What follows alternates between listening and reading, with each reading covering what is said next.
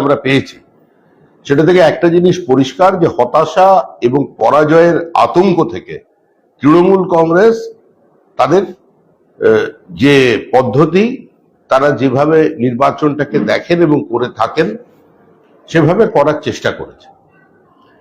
যে দৃশ্য উঠে এসেছে আজকে, সেটা সারা ভারতবর্ষের কাছে পশ্চিমবঙ্গের কেই কলুষিত করেছে।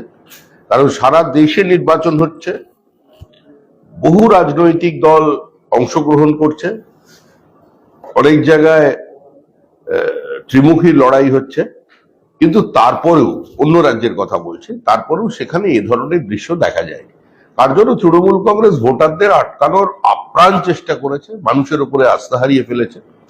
যে প্রান্তিক মানুষের দল হিসেবে কার্যত তৃণমূল এখন দাবি করে, সেই প্রান্তিক মহিলাদেরও তৃণমূল ভোট দিতে বাধা দিয়েছে, আদিবাসীদের গিয়ে ভয় দেখিয়েছে, তাদের ভোট দেওয়া আটকেছে, কুর্মী সম্প্রদায়ের মানুষকে আটকেছে। কিন্তু তারপরেও মানুষ যথাসাধ্য বেরিয়ে এসে ভোট দিয়েছেন, নাহলে 80% কাছাকাছি বা 80% পক্ষে এই ভোট যেত না। তৃণমূলের এই প্রচেষ্টাগুলো ব্যর্থ হয়েছে। কিছু জায়গায় বিক্ষিপ্তভাবে তৃণমূল নিঃসন্দেহে 2-4টে ভোট এদিক ওদিক করতে পেরেছে। আর এবারে যেটা নতুন স্ট্র্যাটেজি, তারা প্রার্থীদের বাধা দেওয়ার চেষ্টা করেছে, কেন্দ্রীয় বাহিনীকে আক্রমণ করেছে পুলিশকে সঙ্গে নিয়ে। পুলিশ শুধু নীরব দর্শক নয়, পুলিশ তৃণমূল কংগ্রেসের এই আক্রমণে সহযোগিতা করেছে এবং পুলিশ আক্রমণকারীর ভূমিকা নিয়েই গত রাত থেকে আজকের এই নির্বাচনকে পরিচালনা করেছে। গত রাত্রে বাড়ি বাড়ি ঢুকে বিভিন্ন কেন্দ্রে পুলিশ তাদের কনস্টেবল পাঠিয়ে, সিভিক ভলেন্টিয়ার্স পাঠিয়ে ভোটারদের ভয় দেখিয়েছে, সেটা চলেছে। কিন্তু সামগ্রিকভাবে মানুষও প্রতিরোধ গড়ে তুলেছেন। আমাদের প্রার্থী আহত হয়েছেন, পুরুলিয়ার প্রার্থী।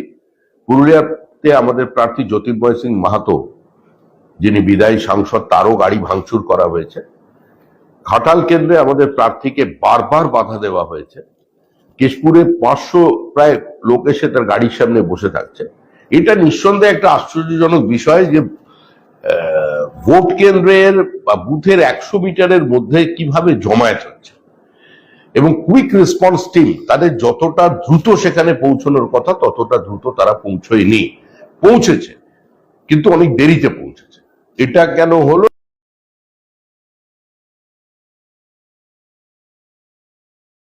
এটা নিয়ে তো নিঃসন্দেহে আমরা দলের পক্ষ থেকে আমরা সিদ্ধান্ত নিয়ে যা করার করছি। কিন্তু একটা বিষয় আমাদের কাছে অত্যন্ত ক্লিয়ার এবং এটা আমরা স্পষ্টভাবে বলছি যে শেষ দফার নির্বাচনে প্রার্থীদের নিরাপত্তা এবং তাদের অবাধ গতিবিধিকে কোনোভাবে কেউ বাধা দিতে পারবে না, এটা আমাদের অ্যাসিওর করতে হবে নির্বাচন কমিশনকে। 2, বুথ কেন্দ্রের ভিতরে যে যারা থাকছে, বিশেষ করে মহিলা যারা আমাদের বুথে বসেছেন,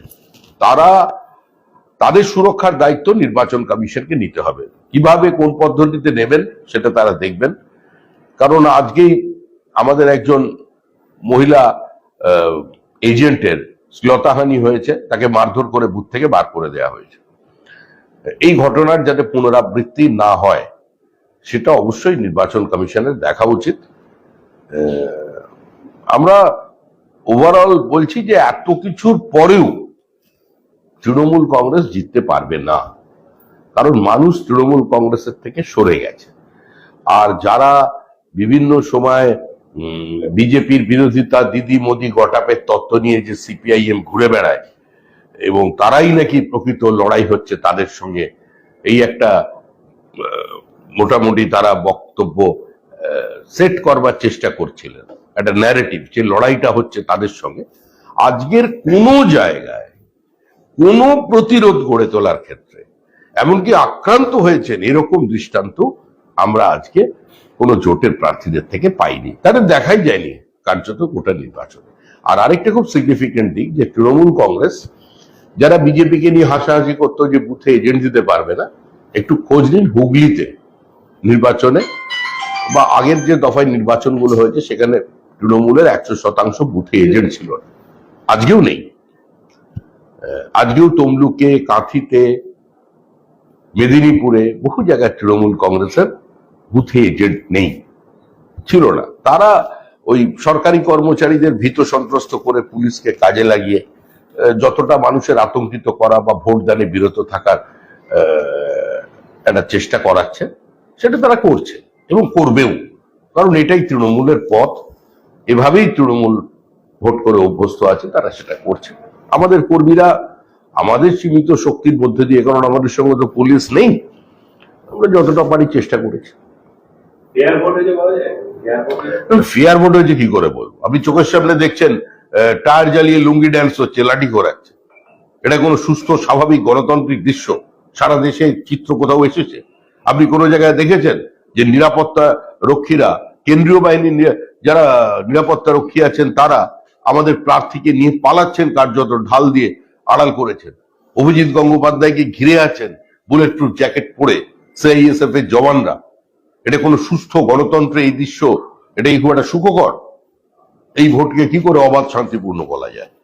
নির্বাচন কোনো অবস্থাতেই অবাধ শান্তিমুক্ত মানে ভয়মুক্ত নয়। যেরকম পশ্চিমবঙ্গে নির্বাচন হয় তার থেকে একটু ভালো হয়েছে, কারণ কেন্দ্রীয় বাহিনীর উপস্থিতি এবং নির্বাচন কমিশনের মোটামুটি ভাবে তাদের সহযোগিতা। তার কারণ এটা তাদের দায়িত্ব, আপনি সেই দায়িত্ব কিছুটা পালন করেছেন, আরো যাতে বেশি পালন করতে তাদের হয় এবং সেটা অ্যাসিওর করতে হয়। এবং আবার বলছি, এখানকার যিনি মুখ্য নির্বাচনী যে অফিসার আছেন, আধিকারিক আছেন, তার ভূমিকা নিয়ে সাধারণ মানুষ প্রশ্ন তুলছে, সবাইরই তার ক্ষোভ আছে। দেখা যাক শেষ দফা নির্বাচনে আমরা কথাবার্তা বলে কি অবস্থা। কিউআরটি অনেক দেরিতে পৌঁছেছে, বহু জায়গায় দেরিতে পৌঁছেছে, এবং এর আগেও আমরা দেখেছি, এর আগের ফেজের যে নির্বাচনে যখন লকেট চ্যাটার্জির সঙ্গে যে আচরণ করা হয়েছে, তখন কার্যত কিউআরটি যদি সেখানে থাকতো বা কেন্দ্রীয় বাহিনীর উপস্থিত ছিল, সে ভিড়টাকে ডিসবার্স করে দিতে পারত। কিন্তু ধারাবাহিকভাবে তাকে বিভিন্ন জায়গায় ঘিরে, আগের দিন হয়েছে বুথে প্রার্থীকে ঘিরে বিক্ষোভ দেখানো হয়েছে, এবারে প্রার্থীর পথ আটকানো হচ্ছে, গাড়ির তলে শুয়ে পড়া হচ্ছে। হিরণ চট্টোপাধ্যায়, অগ্নিমিত্রা পলের ক্ষেত্রে বারবার এই ঘটনা ঘটেছে, অভিজিৎ গাঙ্গুলির ক্ষেত্রে ঘটেছে। আমাদের একজন আপ্তসহায়ক ময়নার বিধায়কের, তিনি নিখোঁজ আছেন, তার জন্য অভিজিৎ গাঙ্গুলি কিছুক্ষণ আগে পর্যন্ত খবর আছে আমার কাছে যে উনি ধর্ণা দিচ্ছেন, বসে পড়েছেন। এগুলো চলছে। সপ্তম দফায় ভোটের জন্য কিউআরটি সংখ্যা বাড়ানো হলো, 1900 কিউআরটি থাকবে সপ্তম দফায়। প্রশ্নটা সংখ্যার নয়, প্রশ্নটা সংখ্যার নয়, কত সংখ্যায় থাকলাম আর কতক্ষণে পৌঁছলাম, সেটাই হলো আসল প্রশ্ন। যা কেন্দ্রীয় বাহিনী আছে, আমাদের মনে হয় একটা নির্বাচন পরিচালনা করবার জন্য আজকে যা উপস্থিত ছিল সেটা পর্যাপ্ত, কিন্তু সেটা কিভাবে অপারেট করছে, তারা কত তাড়াতাড়ি রেসপন্ড করতে পারছে, তো সেটাও তো দেখার। তো সেটা হয়নি, আজকে বহু ক্ষেত্রেই হয়নি। প্রার্থীরা তাদের ক্ষোভ প্রকাশ করেছেন। হিরণের ক্ষেত্রে সকালবেলা অনেক দেরিতে পৌঁছেছে, অগ্নিমিত্রা পালের ক্ষেত্রেও এক হয়েছে, এবং সর্বোপরি আমরা ঝাড়গ্রামে যেটা দেখলাম, সে তো এই ধরনের দৃশ্য তো অকল্পনীয়। আর এবারে যেটা শুরু হয়েছে, যে সরাসরি প্রার্থীকে গালিগালাজ, প্রার্থীকে নির্বাচনের দিন আক্রমণ।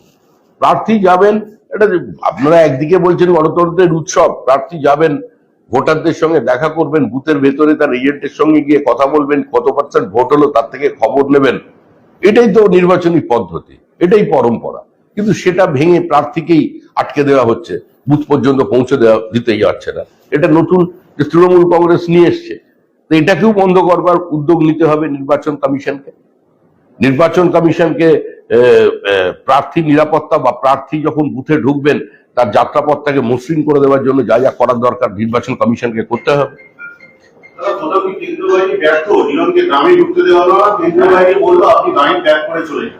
পরিস্থিতি যা হয়েছিল সেখানে কেন্দ্রীয় বাহিনীর বক্তব্য হচ্ছে আমাদের গুলি চালানো ছাড়া অন্য কোনো পথ ছিল না, আমরা আরেকটা শীতলকুচি চাই না, এটা কেন্দ্রীয় বাহিনীর বক্তব্য আছে।